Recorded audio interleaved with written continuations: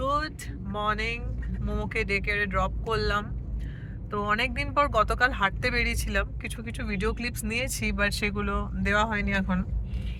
তো বেসিক্যালি কলকাতায় কি হয়েছে, মানে ফুল রেস্টে ছিলাম, মানে কোথাও যায়নি, লিটারালি খালি ঘুম, খাওয়া দাওয়া অ্যান্ড রেস্ট।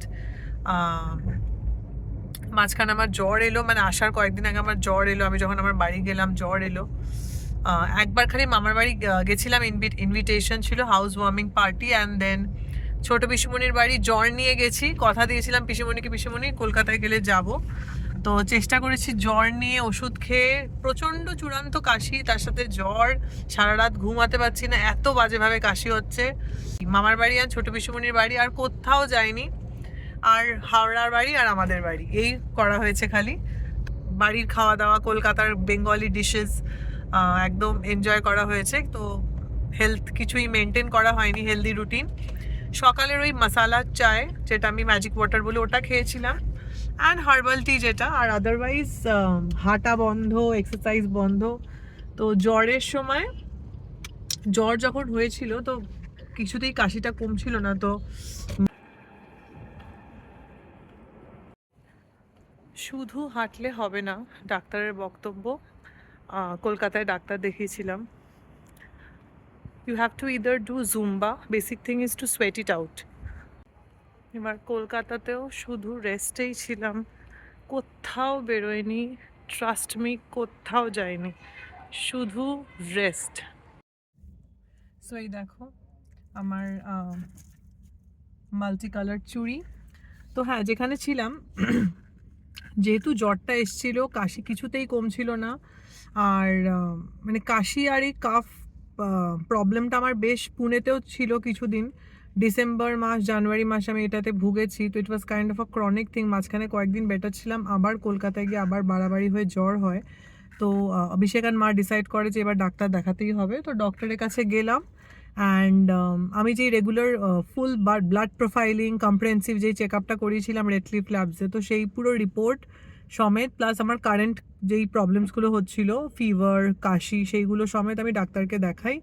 অ্যান্ড তাতে ফিঙ্গার্স ক্রসড একটা জিনিস ভালোই হয়, কিছু কিছু মানে ইস্যুস ধরা পড়েছে রিপোর্টে, লাইক ইউনো যাই হোক, লিপিড প্রোফাইল যেটা তোমরা জানো, তারপর লাইপোয়ে বেশি, অ্যান্ড লিপিড প্রোফাইলের একদম ধজ্জা উড়ে গেছে, কোলেস্ট্রল বেশি। তো সেই জন্য আমাকে মেডিকেশনস তো প্রেসক্রাইব করেইছে, তার সাথে বেশ কিছু anxiety medicines, hypertension, blood pressure মেডিসিনসও আমাকে প্রেসক্রাইব করেছে। তো সব মেডিসিনস আমি স্টার্ট করিনি, আমি খালি আপাতত লিপিড প্রোফাইলের জন্য যেটা প্রেসক্রাইব করেছে ওটাই খালি নিচ্ছি। বাকি তো ইন ডিটেল যা যা হয়েছে সেগুলো আবার পরে একদিন বলবো। ডাক্তারের সাথে আলোচনা করতে করতে ডাক্তার বলছিল যে মেডিকেশন দিয়ে, মানে তোমার যা সিমটমস, মেডিকেশনস দিয়েও কিছু হবে না, হাঁটলেও কিছু হবে না। What you need to do is you need to sweat it out. তো সোয়েট ইট আউট মানে তোমায় ঘামতে হবে। তুমি জুম্বা ক্লাসেস করো, তুমি জগিং করো, you need to sweat it out. That's the only way to stay healthy in a long run. তুমি মেডিকেশনসের ওপর কদিন ডিপেন্ডেন্ট থাকবে?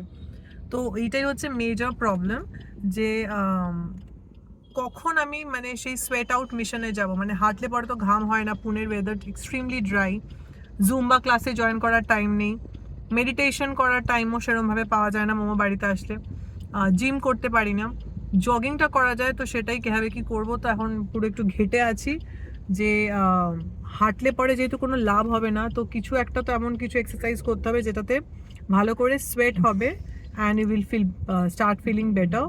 অ্যান্ড টোটাল মেডিকেশনের ওপর ডিপেন্ডেন্সিটাও তো সরাতে হবে। মানে এসব মেডিসিনস ইউজুয়ালি অ্যাবাভ 40-50, এখন তো ডিজিজ অনসেটের কোনো স্পেশাল এজও নেই। তো ডায়েটটা একটু চেঞ্জ হয়ে গেছিলো কলকাতায় গিয়ে, আবার একটু ফ্যাট ইনটেক হয়ে গেছে, বেশি খাওয়া দাওয়া হয়ে গেছে, সুইটস ইনটেক হয়েছে, যেটা কি খুবই ডেঞ্জারাস। আর মানে কোনো ফিজিক্যাল অ্যাক্টিভিটিও ছিল না, পুরো ঘুম, রেস্ট, এসবের মধ্যেই বেশিরভাগ ছিলাম। তো সেই জন্য একটা হচপচ টাইপের হয়ে গেছে। তো যাই হোক, need to work on all those things. কতটা কি পারবো জানি না। মেডিকেশনের ওপর বেশি প্রলং পিরিয়ড ডিপেন্ডেন্ট থাকাও ঠিক নয়। তো যদিও সব কটা মেডিসিন যেগুলো প্রেসক্রাইব করা হয়েছিল আমি নিচ্ছি না। So yes, that's the thing.